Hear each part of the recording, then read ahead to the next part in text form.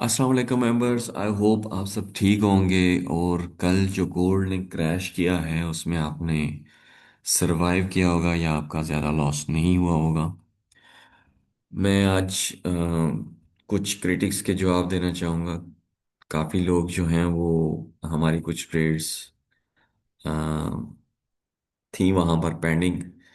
And काफ़ी members questions कर रहे थे कि भाई ये कैसे लॉस रिकवर होगा। देखें, हर स्ट्रेटजी के अंदर अप्स एंड डाउन्स होते हैं और ये इतना डाउन था भी नहीं। पार्ट ऑफ स्ट्रेटजी है, आप हमेशा सिर्फ प्रॉफिट्स नहीं बना सकते। ठीक है। नॉर्मली तो इन्फ्लुएंसर्स कहते हैं कि लॉस भी पार्ट ऑफ द गेम है, लेकिन हमारे केस में लॉस नहीं होता। स्टिल ड्राडाउन चल रहा था। एंड काफ़ी लोगों ने पूछा और कुछ तो बस वेट कर रहे होते हैं नेक्स्ट पर्सन के कुछ भी वो आप कह लें कि क्रिटिसाइज करने का।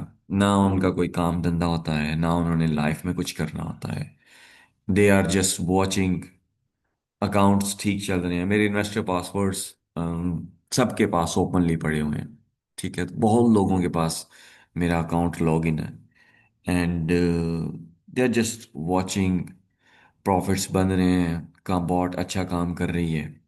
And suddenly there is draw down और वो बस जाग जाते हैं कि भाई ये क्या हो गया। एंड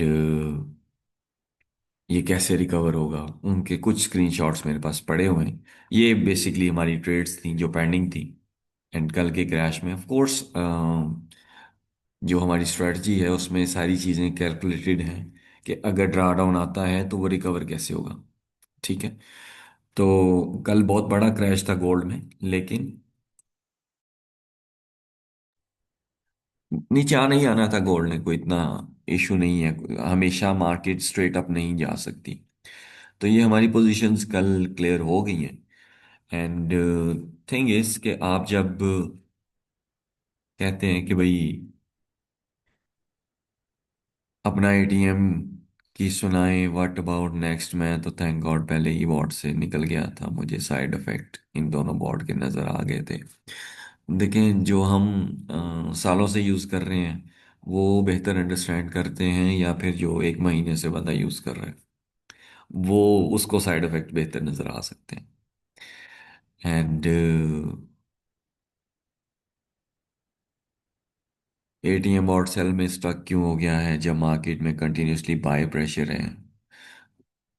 बाय प्रेशर है लेकिन बॉट ने अपने हिसाब से चलना है। आई होप आप अकाउंट को देख रहे होंगे और आपको आंसर मिल चुका होगा कि कैसे रिकवर होगा ड्रॉडाउन। ये भाई साहब तो बस अ, आप कह लें, कैसे पंजाबी में कहते हैं, चेजा लेने के लिए बैठे हुए थे कि कब जो है वो मार्केट गिरेगी और मैं इनको बोलूंगा कि आप ये देखें, you are flop and all that.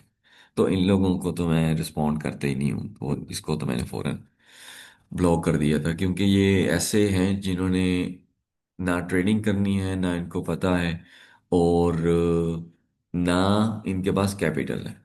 तो दे आर जस्ट कहीं से दो चार वीडियोस देख ली हैं कि अकाउंट की हिस्ट्री कैसे चेक करनी है, या ट्रेड कैसे लगानी है, या टीपी एंड स्टॉप लॉस कैसे लगाना है। And they are here. Basically account हमारा ये वाली ट्रेड्स थी। और जब ये ड्रॉडाउन था तब भी हमारी बॉट काम कर रही थी। एंड बाय की डायरेक्शन में, ये सारी बाय की ट्रेड्स हैं, बाय की डायरेक्शन में प्रॉफिट बन रहा था। हमारी लिमिट है बॉट के अंदर कि जब एक स्पेसिफिक नंबर ऑफ पोजीशंस एक साइड पे ओपन हो जाएं तो उसके बाद बॉट ट्रेडिंग करना बंद कर दे। ठीक है, उस डायरेक्शन में। तो इस मूव के अंदर कोई हमें पुल बैक नहीं मिला जिससे हमारा यहाँ टीपी हिट हो सकता। यहाँ टीपी था हमारा 43.85 पे। तो हमें यहाँ पे पुल बैक नहीं मिला और मार्केट शूट अप कर दी गई यहाँ से। लेकिन bot was still making profits in buy positions, यहाँ पे बाय सेल दोनों। और इस एरिया के अंदर सेल्स की पोजीशन ओपन होगी एंड बाय का स्टिल प्रॉफिट बन रहा है। विन, हमें पता था कि जाहिर है मार्केट ने हमें आपको देनी होती है रिकवरी। एंड अगर रिकवरी ना भी देती तो ये जो बाय की पोजीशंस हैं इन जब ये 10 ओपन हो जाती तो ड्रा डाउन वहां पर अकाउंट हैच में चला जाता, तो वॉश आउट की तरफ नहीं जा सकता अकाउंट। ठीक है। तो यहाँ पे ये सेल्स की पोजीशन क्लोज हुई, एंड उसके बाद बॉट ने अपना नॉर्मल बिहेवियर स्टार्ट कर दिया। यहाँ पे बाइंग सेलिंग दोनों अब चल रही है नॉर्मल, जो उसका तरीका है। तो ये चीज़ है, सम टाइम आपको चीज़ें समझ नहीं आ रही होती तो पूछ भी सकते हैं ऑफ कोर्स आप, लेकिन पूछने का एक तरीका है, एक एथिक्स के साथ आप ज़रूर पूछें कि भाई ये कैसे है, कैसे होगा। हाँ, अब आप जस्ट सिर्फ पूछने के लिए बैठे हुए हैं ना, आपने ट्रेडिंग करनी है, अपना भी टाइम वेस्ट कर रहे हैं, नेक्स्ट पर्सन का भी कर रहे हैं, तो इसका ख्याल करना चाहिए। बाकी कोई इशू नहीं है of course, we are here to help, we are here to explain. लेकिन ये है कि जो सिर्फ तनकीद बाय तनकीद है, उससे गुरेज करना चाहिए मेरा ख्याल है। एंड अल्हम्दुलिल्लाह इट्स एंड ऑफ ईयर, तो wishing you happy new year. आपका नेक्स्ट ईयर ट्रेडिंग का बहुत अच्छा निकले। एंड अगर आप मैनुअल ट्रेडिंग कर रहे हैं और अगर आपका हाथ बैठा हुआ है, बहुत ज़बरदस्त है। लेकिन लॉन्ग टर्म में मेरा ये बिलीव है कि ट्रेडिंग से आप मैनुअल ट्रेडिंग से आप प्रॉफिटेबल नहीं हो सकते, क्योंकि 2 महीनों बाद, 4 बाद, 6 बाद आप खुद ही अपनी स्ट्रेटजी को चेंज करते हैं। लेकिन जब सिस्टम आपने लगा दिया है, सिस्टम नहीं भूलता कि मेरे अंदर क्या चीज़ें फिक्स की गई हैं और मैंने किस तरह से चलना है। तो जब सिस्टम आ जाता है, एक तो आपकी सरदर्दी खत्म हो जाती है, और दूसरा ये है कि अपनी स्ट्रेटजी के मुताबिक सिस्टम काम करता है। तो still, if you are doing good in manual trading, 4 महीनों से, 6 महीनों से, साल से, तो बहुत ज़बरदस्त है, आप कंटिन्यू करें। लेकिन अगर आपका 3-4 साल का एक्सपीरियंस है और आप समझ रहे हैं जो मैं बात कह रहा हूँ कि आप लॉन्ग टर्म में प्रॉफिटेबल नहीं हो सकते, तो आप ऑटोमेशन की तरफ आएं और इसको लेके चलें। बिगिनर्स के लिए भी ऑफ कोर्स ये बहुत ज़बरदस्त है। आपने जस्ट इसको अप्लाई करना है, सीखने की ज़रूरत नहीं है, सब कुछ इसके अंदर ही है। तो it's a quite good thing. बाकी कोई भी क्वेश्चन हो, प्लीज़ लेट मी नो। आप व्हाट्सएप पे आपके पास नंबर है, कांटेक्ट कर सकते हैं।